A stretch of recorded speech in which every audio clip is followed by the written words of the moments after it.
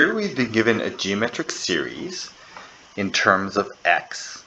So we're being asked to find the common ratio r and find the values of x for which the infinite series is convergent. That means we need to choose an x where it decreases, each term is going to be decreasing, so that when we do it infinitely, we have a finite sum. So first thing is we need to solve for the r value. So I'm going to solve for r. I can solve for r by dividing consecutive terms, and I get an r value of 2x squared. So that is my r value. For this to work, my r value must be less than 1. That means then that 2x squared must be less than 1. So this is part B then. So this is my r value. A. Part B is we need to constrain that r value less than 1. And then if I'm going to solve this, I get x squared is less than 1/2. This inequality, there's a few ways I can solve this. I can solve this as a quadratic. This is a quadratic equation where it looks like this. And to be less than 0,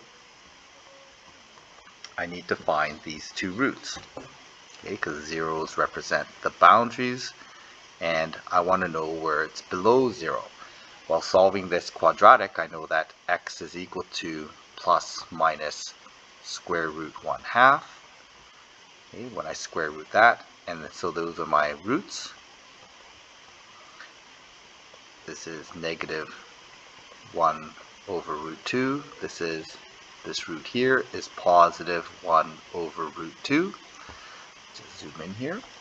Okay, so those are my roots. And so I know that my x value must be constrained between positive 1 over root 2 and above negative 1 over root 2.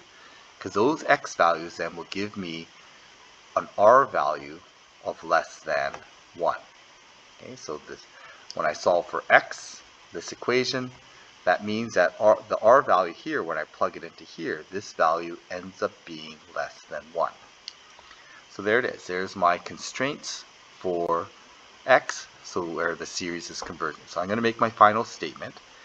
If x is between negative 1 over root 2 and positive 1 over root 2, the series is convergent.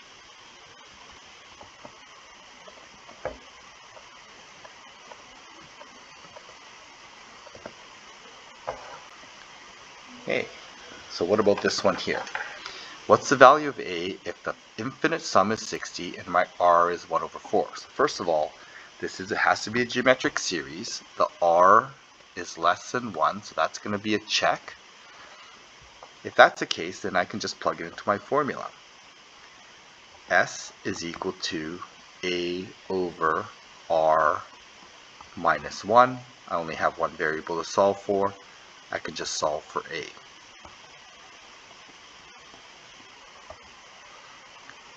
Okay, so there's my, one's going to be 1 minus r. 1 minus r.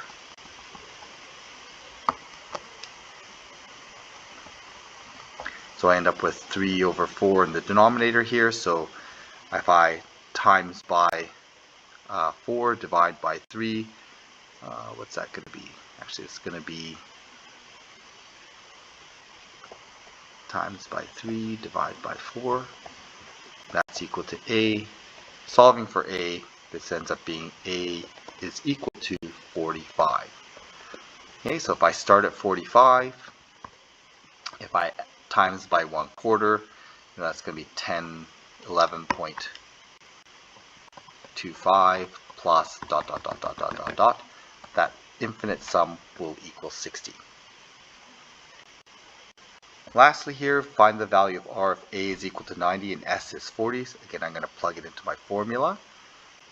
40 is equal to a over 1 minus r. I can then just solve this algebraically for r. So I end up with what's that here? So I'm going to end up with negative 40. R is equal to 50. So R is equal to